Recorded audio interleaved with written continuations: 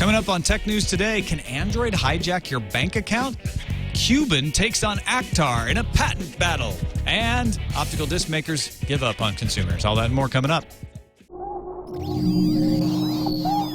Netcasts you love. From people you trust. This is TWiT. Bandwidth for Tech News Today is provided by Cachefly at CACHEFLY.com.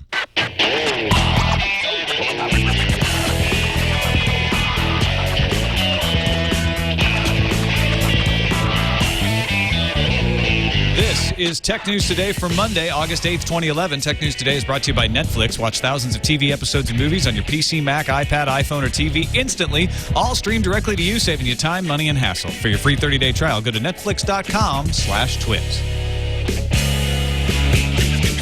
Welcome to Tech News Today. I'm Tom Merritt. I'm Sarah Lane. I'm Iyaz Akhtar. And I'm Jason Howell. Yay! It's good to have Jason's Jason back. It's good to be back. Well, kind of good, because otherwise I'd be vacationing right now. Right. But Right. this is a good close second.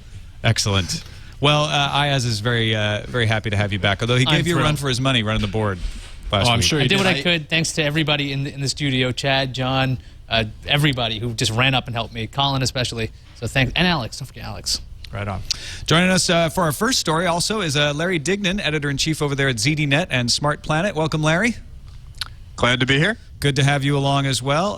Larry has a column up on ZDNet today on the blog about some interesting signs in the tech spending sector. A lot of people have felt like tech has really weathered the recession fairly well, but you mentioned on the post that some early indicators from Juniper Networks noted there were a few economic hiccups. Cisco's been seeing warning signs amid their own execution issues. Forrester is ready to cut its IT spending forecast, and inventory is another problem. Qualcomm has 50.9 days of inventory, or they did in the second quarter, the highest since the first quarter of 2009.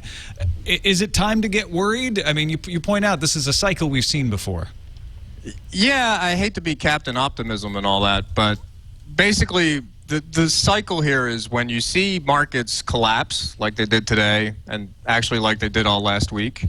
The Dow ended below 11,000 today, for anybody who didn't realize that. Yeah. And it was like 12,000 and change about a week ago. So the short version is CFOs control the tech spending, and they see their stocks get hammered. They see the markets get hammered, and they start getting very cautious, which means tech projects that don't automate people or cut costs kind of get thrown away. So I was just kind of pondering ahead, because I've seen this cycle a few times. And, in my experience, tech spending can track the S&P 500. So when the markets tank, people are going to hold off a little bit. That's on the business side. And on the consumer side, there have already been signs that consumer tech spending's been slowing down a bit, unless you're Apple. But PC sales have been weak. You go across the board, and it's kind of so-so across the board. And, when you see your 401k get crushed, you're not as confident. So you got the consumer pulling back. I think you're going to get CFOs scared, and ultimately that's going to hit tech spending. Now, tech spending typically does a little better, or lately, at least in the last 2 years, has done better than GDP. But my hunch is, the outlooks for the next quarter are going to be probably trimmed a bit. Yeah, I think there's two factors there. One is enterprise spending, folks actually buying new computers for the office, upgrading equipment, all of that. But then there's what you mentioned with the consumer spending, where it's more psychological. It's more like, well, maybe I won't upgrade that phone quite yet. Maybe I won't splurge on a tablet or something like that. The other thing you mentioned in the blog post I found really interesting was the inventory part of it that we mentioned earlier. A lot of companies, it seemed like, stocked up around the time of the Japan earthquake because they were afraid of supply interruptions, and now they're stuck with a bunch of stuff in the supply chain. Yeah, now they're kind of bag holders. And then the last couple of months, consumer, when you listen to all the earnings calls from, Intel, basically everybody but Apple, it's kind of the same story. Business spending's good, consumer's been weak. And now, they tried to get around the supply disruption, and now they're holding extra inventory that they, the good news here is if the inventory situation keeps going, you might get some good deals because they're going to have to move it somehow. Yeah, will that happen? Will we see some price cuts here to try to get inventory out, or will they hold the line because they need to make the money back? Well, typically you want to get rid of the inventory. Yeah. I think it's probably a little too early to get to that part where we're like, woohoo, let's have some bargains. But you see it in tablets now, right? HP touchpad, the price is coming down. Right. You're going to see all that. Yeah, you're going to see all that stuff. Nintendo was cutting the price of the 3DS. With spending being slowed down in like the business sector, do you think that for IT departments they're going to basically call for someone like Microsoft to say, hey, look, you got to support XP for a lot longer because we can't upgrade our stuff. We don't have money to keep getting new machines because look at the economy, it's in the toilet and they're freaking out. Do you think that other companies like Microsoft have to respond to something like this, or are they going to stick to their hard line saying XP is dead in a couple hundred days? I don't see XP coming back.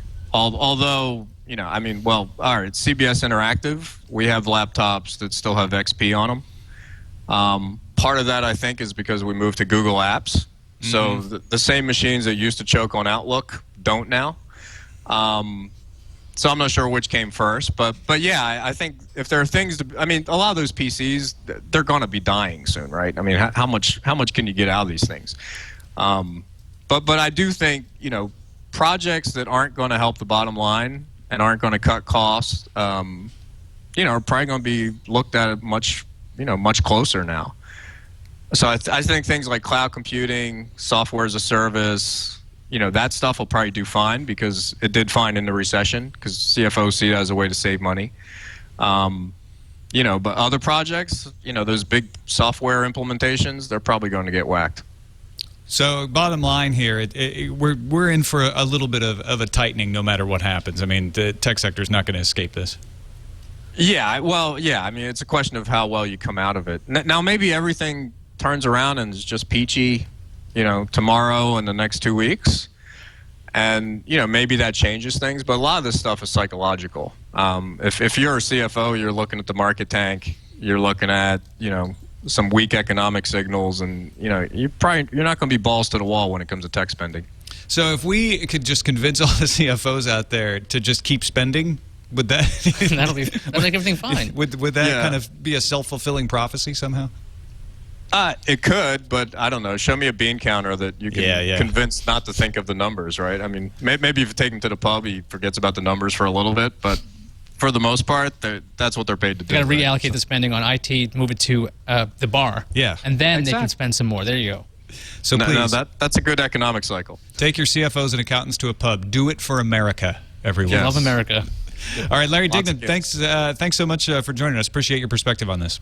Good to be here. Thanks. Larry Dignan Larry. is editor-in-chief of ZDNet and Smart Planet. Find him at zdnet.com and techrepublic.com in the Between the Lines blog. Let's move on to a 10-year-old hacker presenting at Defcon Kids. We mentioned Defcon Kids last week. What you may or may not have realized is Defcon Kids wasn't just like a playpen where you stick your kids while you're going to Defcon. It's actual children presenting their hacks.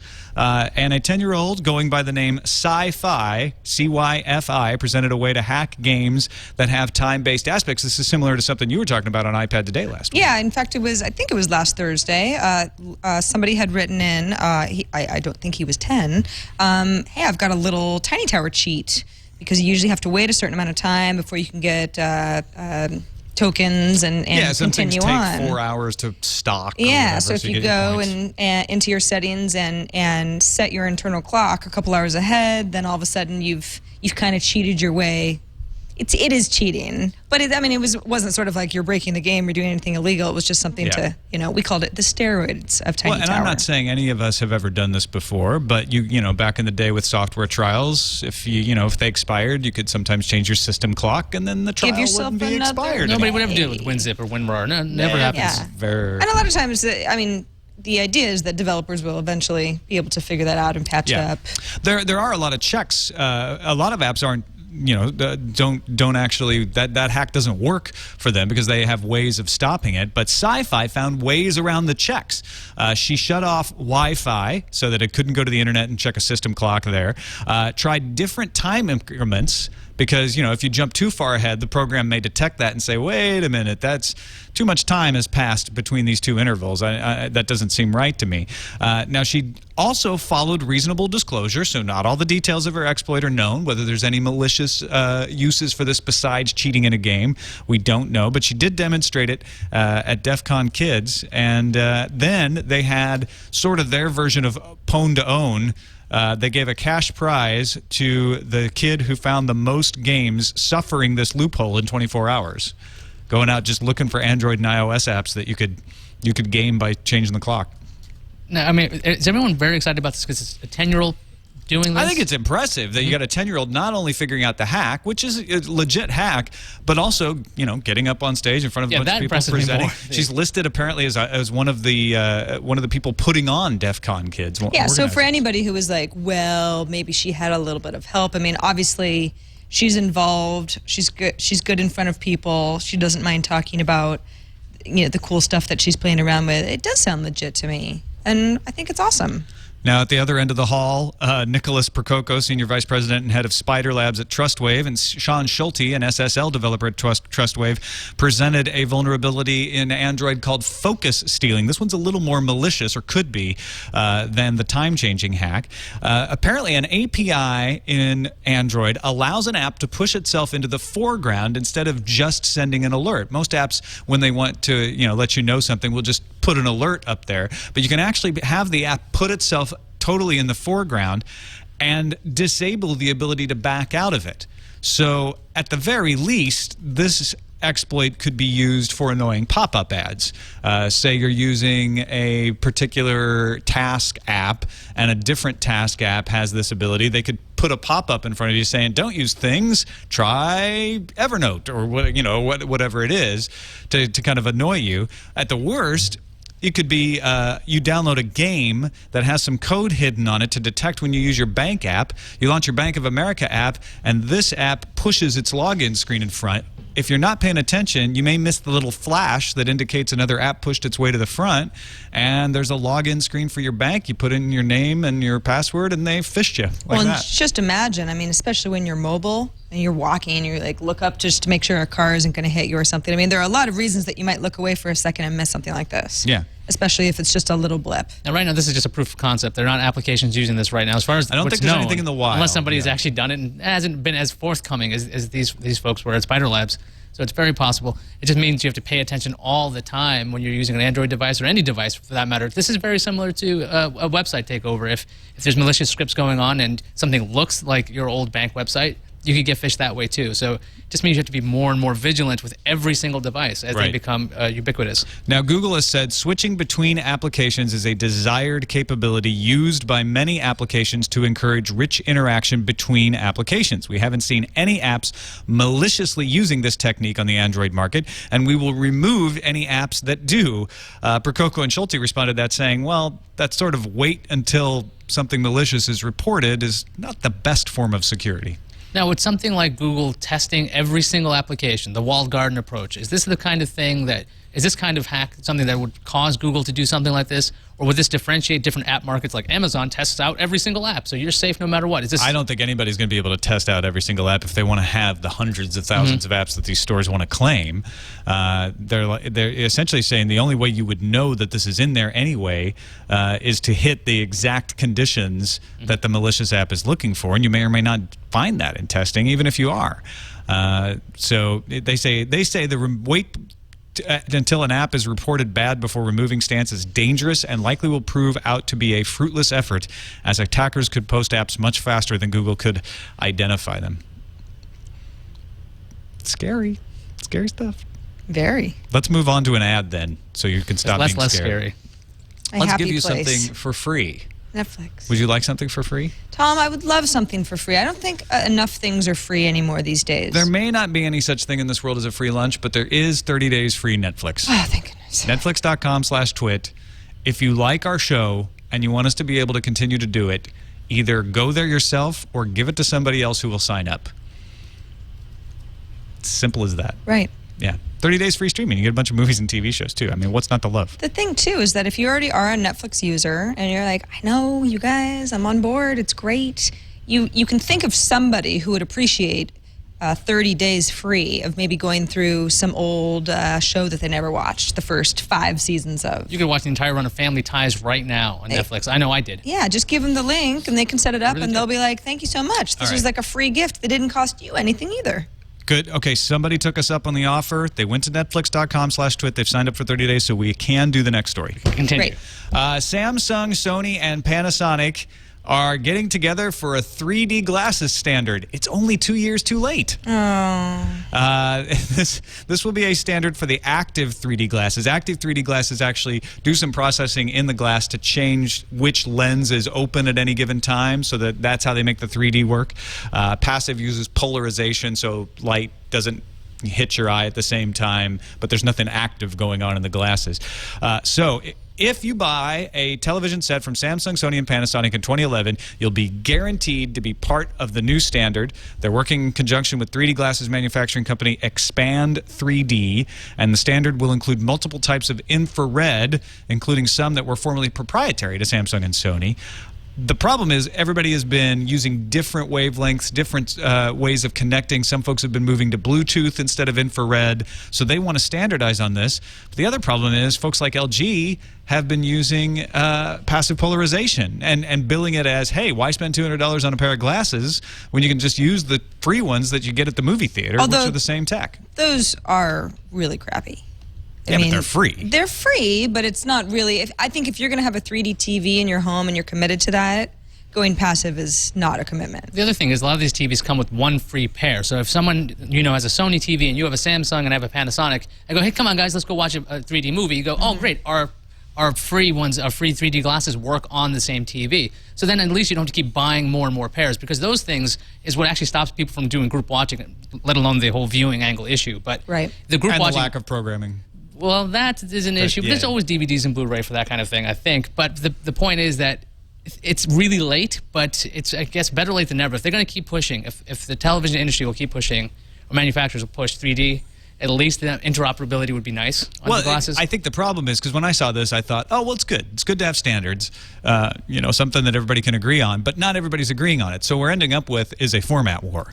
We're going to have active glasses camp. You're going to have your LFR camp for the passive polarization, and then you're going to have your glasses free 3D camp, like your Toshiba out there, that's trying to develop that and push that. That's what everybody really wants. That technology just isn't there yet.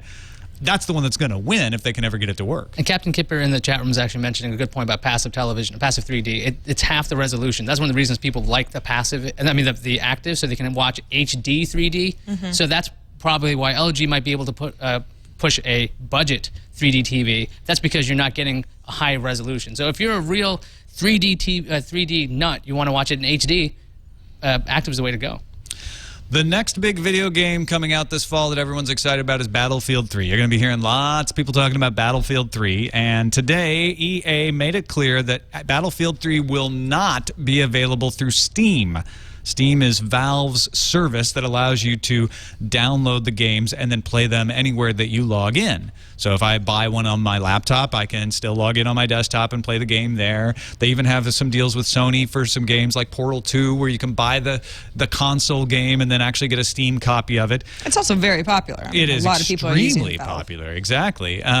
EA says it's not because they don't want it to be on Steam. They say Valve placed restrictions on how content can be shared on the games sold via Steam. They want to deliver patches and downloadable content directly to users, and Valve says no. If they buy it through Steam, it has to go through the Steam servers so that we can keep a track of what games have been patched and all of that. EA says, well, we can't work that way, and nobody else makes us do that.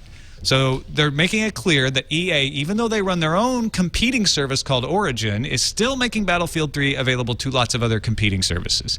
They just aren't going to make it through the one that everyone uses. Right. Which the is most Steam. popular digital distribution service in the U.S. But if EA wants to push this Origin as an actual way to get downloadable content in general, why not do it with this giant game that everybody wants in the first place? Oh yeah. I mean, this is even though they are trying to be officially the good guys, like Steam's doing some horrible stuff, so we're going to show you this great thing called Origin that we already have. But then again, there's theoretically EA is not stopping this game from being on other downloadable services, which I don't know, like what, Direct to Drive? Is that one? I don't even know the rest of them. There must be at least another one, but Steam's Yeah. the most popular one, and so this is going to be a problem. Apparently hundreds of them that EA That says no one knows they're about. going to make. But yeah, their user bases are very small. So if you're keeping it off Steam, even if you have a defensible reason like this, most people are going to buy it on Origin.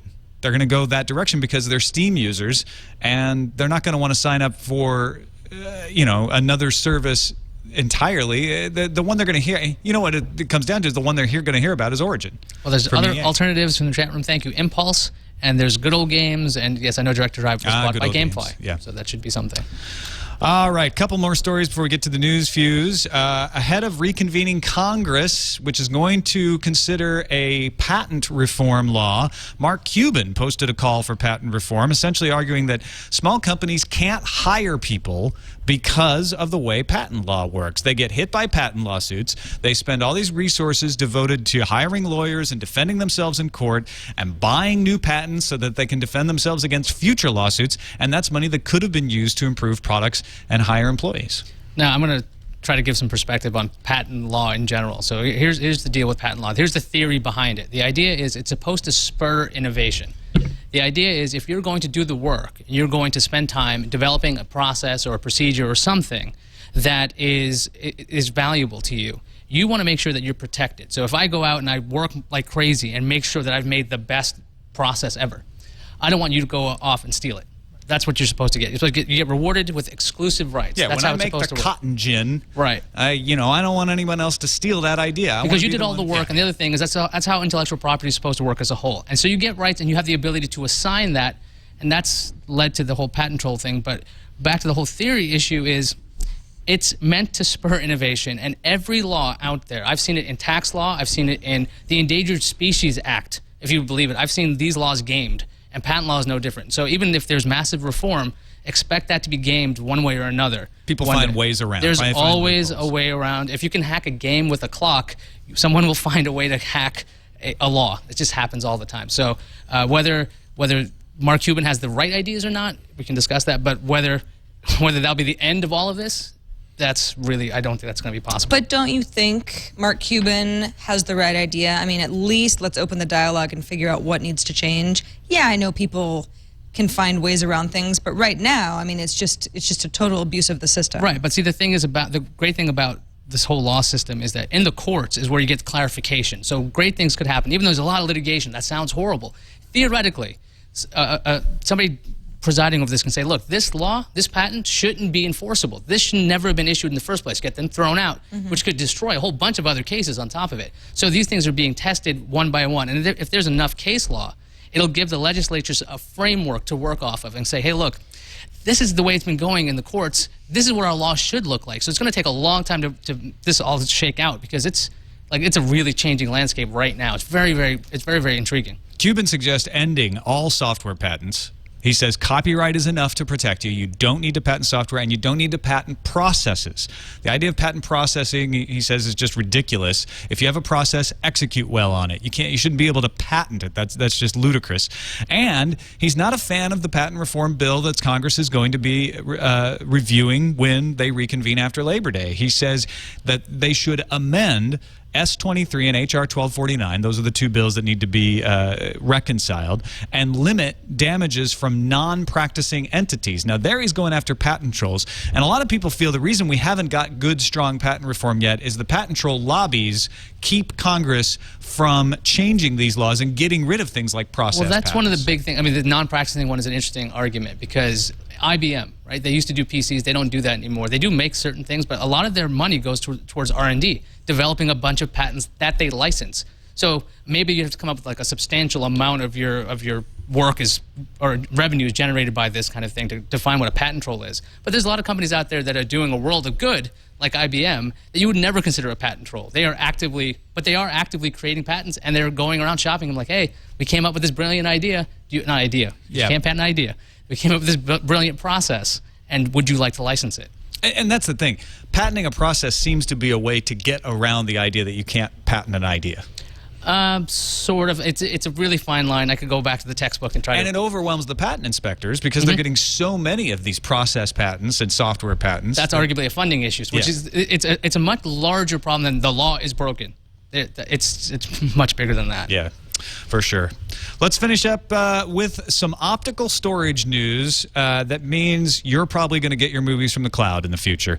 GE's global research demonstrated a Blu-ray laser micro-holographic recording material that can record data at Blu-ray speeds, has 500 gigabytes of capacity. They think they could tweak that up to a terabyte. It's just technology. There's no drives, no discs or anything yet. But they think they could also partner with InPhase, which tried holographic storage a while back. They make a drive, 300 gigabytes, 20 megabytes per second, and they're not dead yet. They're also reconstructing their company. So on the one hand, terabyte optical discs, right?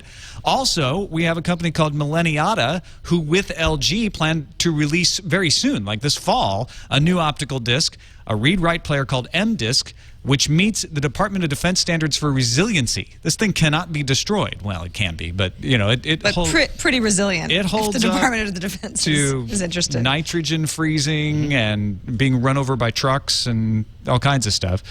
Here's the key to both of these disk technologies.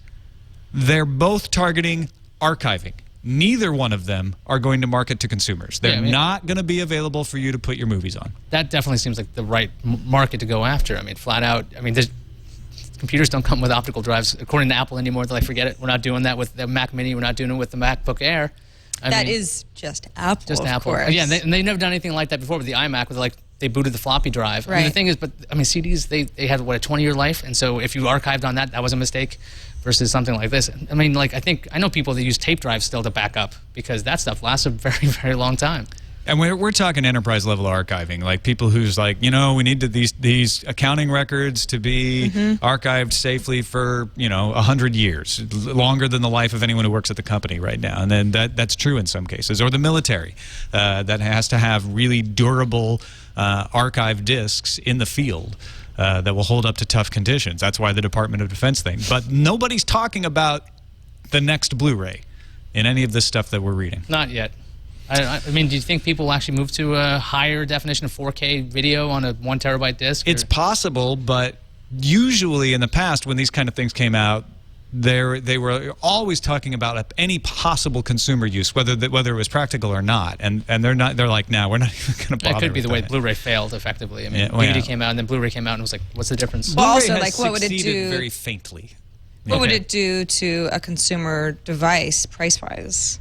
Something like this. I mean, that has probably a lot to do with it too. If there was enough demand, it would come out expensive and get cheaper over time as people bought them. But that's the problem, right? It'll come out expensive and stay expensive. And people will say, sounds great if I had a lot more money. You know, I can get this from I can get my iCloud or my Amazon Cloud or whatever. Exactly. Whatever way they can get their film. Iyaz, now I'm scared because you reminded me of all the things I have backed up on CDs in a box somewhere, and I'm like, oh man, I really got to do something about that. Yeah, I was thinking about that. I guess that was the time. Those are Indestructible theoretical discs, though. times. I mean, they should apply You're that an technology. exception. Yeah.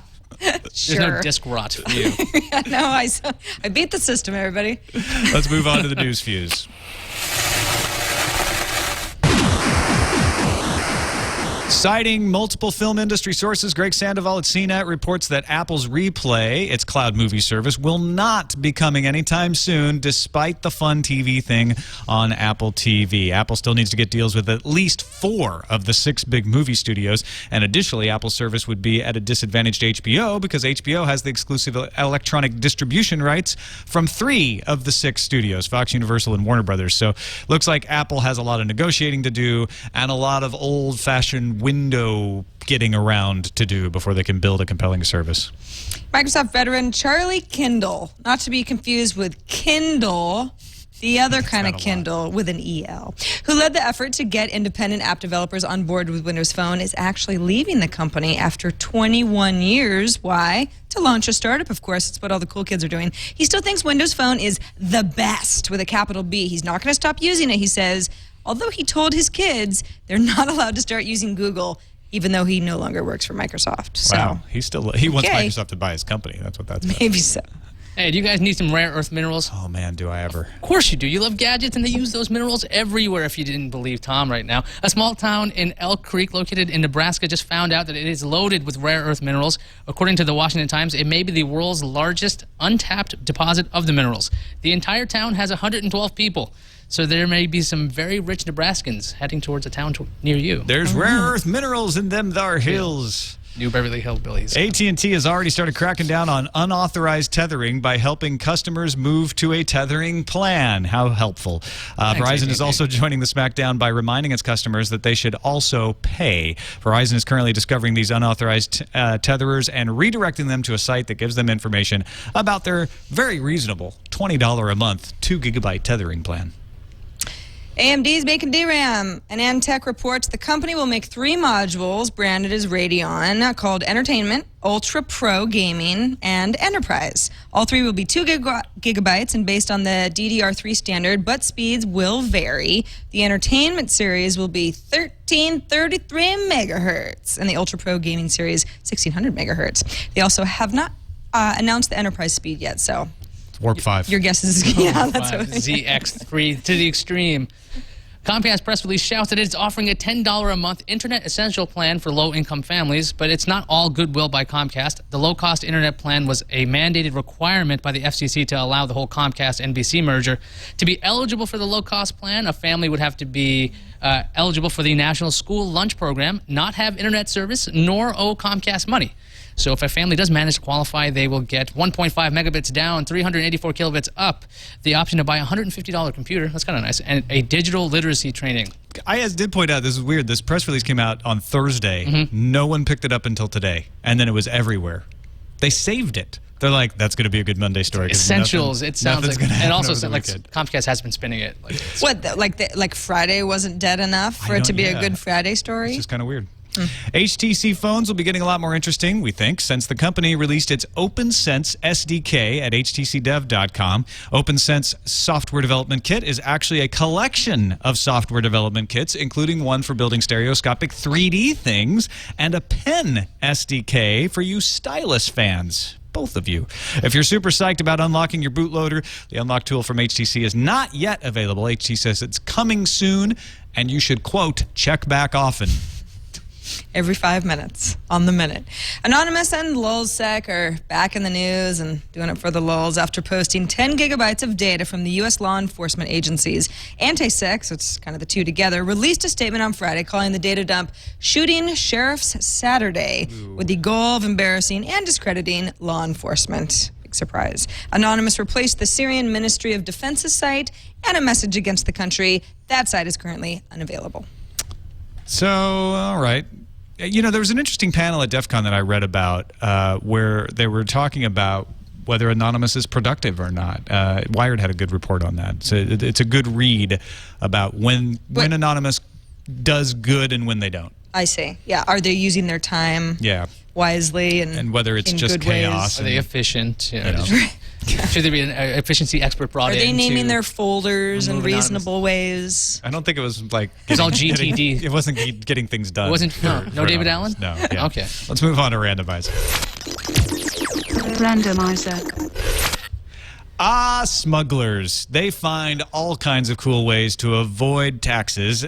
This one was Chinese smugglers turning a low-tech method into a way to get iPads and iPhones across the border to Shenzhen that would make money off the differences in taxes between the regions. They used a zip line. So they put all the phones in a bag and then ran a zip line across a canyon, across the border, and then zoom. And police demonstrated this. Look at that. That would be an iPad It's going. not much of a demonstration. They just show a bag. I mean, any old fool can put themselves on a zip line and just run across. That seems like I guess the difference is they didn't just have any old fool on there. They actually had a bag full of iPads. If it had been a person, it might have been... Although they got caught either way, right? So let's see. We're looking at a zip line now from somebody's Flickr account. Yeah, Some fool. Look at this guy coming down. That also demonstrates how it's... So just imagine that fool there is an iPad. That's how it works. Landing. Right there. All right, let's move on to the calendar. Apple just introduced a $1,000 iMac. Actually, it's $999 if you want to get technical, but it's not probably for you. It's for educational institutions only, which means that individuals cannot purchase the computer at this discounted rate. But if you're still interested in the specs, 3.1 gigahertz dual-core and dual-core Intel Core, i3 processor, One of those and 200 gigabyte hard drive. Core. There are many cores. There's a This little one is mine. there's a little upgrade for Skype. If you're a teacher or something, I mean, this could still be something that you should know about, even if you're like, well, I'm an individual, but maybe you work with an educational institution. There is a Skype upgrade for OS 10, and it's got some cool features. 2 of them: HD calling and line support. Very good. I guess we can try it out on some of our shows, depending on who's using Line. Google Plus update for iOS is now supporting the Apple iPad, and you might think, well, didn't it already support the iPad? It supported the iPhone. I thought all those iPhone apps ran on iPad. Well, not at first. Not for Google Plus. There was a way around it. We talked about it on iPad today. It wasn't that difficult, but it definitely was a workaround. Now they've made it official. That also includes the iPod Touch as well. HP's 4GB touchpad has snuck. 4G. It's 4G. Speed. What did I say? See, that's 4 you gigabyte. said 4 gigabyte, and that's the also problem. equally We valid never because 4G means say nothing. 4G. 4G is stupid. It's well, meaningless. it's not 4GB. This is it's 4G. What? Is this an LTE? I think it's their WiMAX. No, is it an HSPA Plus? They have yeah. HSPA Plus. See, it's not even LTE or It's WiMAX. called their 4G. HP's Maybe Fast touchpad has snuck on to Amazon before its official launch. Would you like to know how much? Sure, how much? $700. That's a lot. You could trade in I your feel playbook. like that's a lot as well. Yeah. For a non-LTE. Sorry that I said 4 gigabytes. There's still a lot of She was numbers up on the early show today, today. okay? I was. It'll have more than 4 gigabytes. The BBC's iPlayer for TVs goes HTML5 today. Initially, it's only available on Sony's PS3, but obviously the thinking is as HTML5 gains adoption, you'll be able to access iPlayer on a lot more devices sooner rather than later. The BlackBerry Bold 9900 is up for pre-order at Vodafone UK. The lowest price that's been spotted so far is free from about 31 British pounds per month on Vodafone, or 500 British pounds off contract with an August 12th delivery date. Wow, also expensive. Yeah. And finally, RIM's first QNX phone has been revealed, and it's called the BlackBerry Colt, to launch in the first quarter of next year, 2012. All right, QNX coming to a phone. A little Colt. Folks, don't forget you can send us a voicemail. Keep it less than 30 seconds. Keep it very coherent, and we might even play it on the show, 260-TNT-SHOW. That is our number. Call us. Leave us a message. Emails, TNT@twit.tv. Josh wrote in and said, I was listening to Tom Merritt talking about upgrading his Google review, Logitech review on TWiT, which I was also considering until I read some comments that a lot of apps will cease to work as they did. Most importantly, Netflix, which is the main thing the Logitech review is good for besides Amazon VOD and HBO Go. Hope this gets to you in time. And thanks, Josh. Actually, it did. I haven't, Just in the nick. I haven't flashed the Logitech review software yet, and now I think I might not. You know, the reason it probably messes up Netflix is the DRM that is required to be part of the operating system to support the Netflix DRM, which I bet isn't implemented in that beta of Honeycomb that's out there. That's a good thing you didn't do that, because there's no way to downgrade. Once you go Honeycomb, you're stuck on Google TV. You know what they say? Once you They say that, what you just said. We got another email from Richard Gunther, who wished us a happy 300 episodes. He was a 301 so far. backstage pass winner for CES at CNET one year. Wow, you have a good memory. Yeah.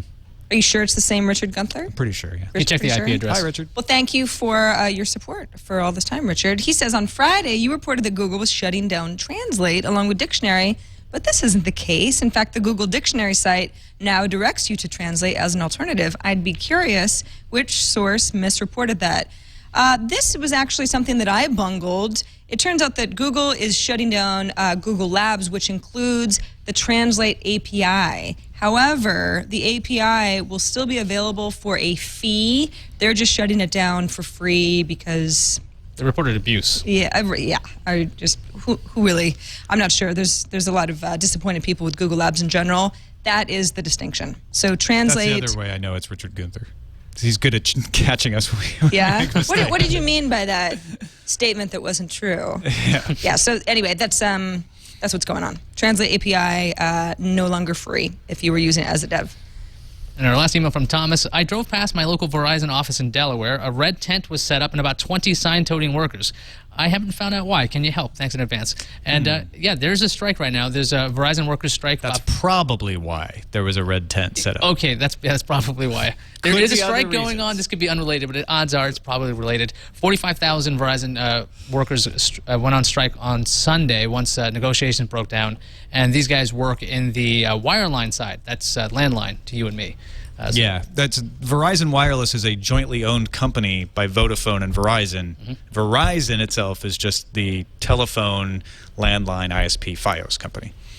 So those people may be related to that strike, or not, I guess. It could just be a circus we don't know about. Could be a very small circus. Read the signs. Lee Circus. They'll tell you. Hey, thanks to New Tech, we're using the new TriCaster 850. Jason's loving it. It's like having your own giant TV truck. He's sitting right on top of it right now, though. You can't sit right on top of a giant TV truck. Well, you can, but no one It is somewhere down there, isn't it? Yeah. It's a 24-channel system with everything you need to make a TV show, including amazing virtual sets. We're not using it for virtual sets, but you can do that, sort of a green screen thing. You can use the TriCaster for desktop or portable production. When we go out to CES, that's what we use. We take the TriCaster with us. Allows us to switch wherever we go. If you'd like to find out more, visit newtek.com, NEWTEK.com. Also want to thank our Redditors, the folks at technewstoday.reddit.com that submit stories for our consideration to put in the show. What they submit and how often people vote it up or down on Reddit does have an effect on the show. So thanks to Steven3X, Enjoy What You Have 83, No One Believes Me, I Believe You, Captain Kipper, White Hat TX, PC Guy 8088, Eliminate, and more for their submissions at Tech News Today. And the bricks are up. Did you see when you walked in today? The bricks are up on the wall in there. We actually we have drop cam set up to that. So if you guys are bored, go to drop cam and check it out. You can Hey, see. there it is. Read There it the is. bricks. There they Oh, are. them bricks. They're not moving. You do have to zoom in if you really want to read them. Yeah. They don't do much. They just kind of hang. But then you can watch everybody walk in and out. And I was on there earlier reading them when I came in. Yes, Bricks.twit.tv is the place to go if you'd like to add one of your bricks. There's still a few left.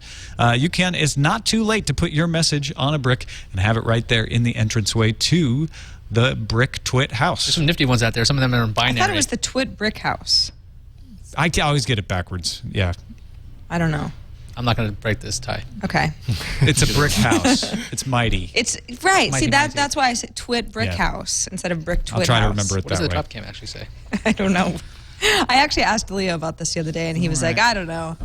I don't think any of us know." Twit Brick House. Twit Brick Okay, House. all right. We still need a few more people to go to netflix.com/twit. So that's it for the show. Thanks, everybody, for watching. You can find us on the web at twit.tv/TNT. You can email us, tnt@twit.tv. And you can give us a call. Leave us a good message. We'll play it on the air. 260-TNT Show is the phone number. See you tomorrow, folks.